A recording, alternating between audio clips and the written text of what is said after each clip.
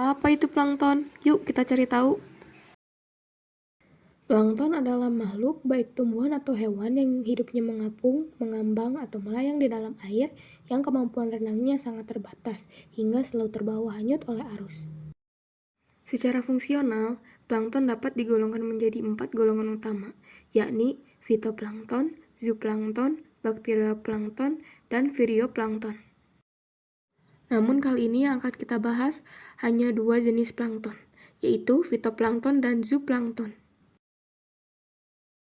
Fitoplankton atau disebut juga plankton nabati adalah tumbuhan yang melayang di laut, ukurannya sangat kecil, tak dapat dilihat dengan mata telanjang, baru dapat terlihat dengan bantuan mikroskop. Ukuran yang paling umum berkisar antara 2 hingga 200 mikrometer. Ada beberapa contoh fitoplankton yang ada di laut. Yang pertama yaitu diatom.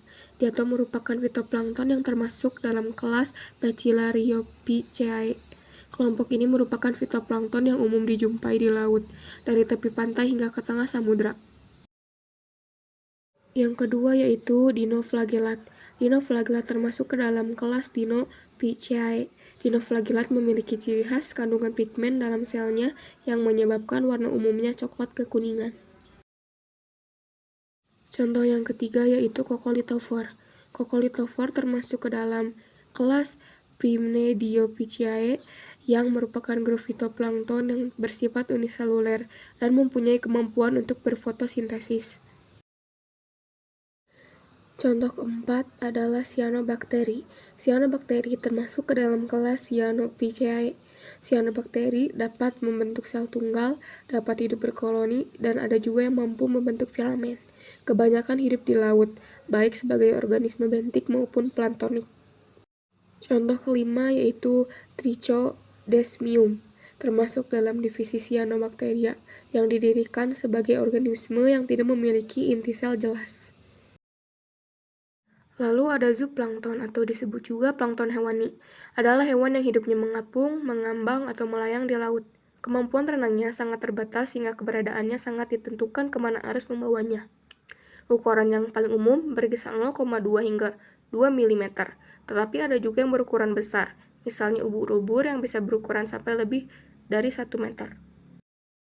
Ada beberapa contoh zooplankton yang hidup di laut. Yang pertama, Radiolaria.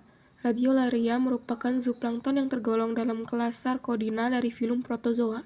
Radiolaria terdapat meluas di laut, tetapi lebih banyak ditemukan di perairan tropis, biasanya di lepas pantai dengan salinitas di atas 30 PSU. Selanjutnya adalah ubur-ubur.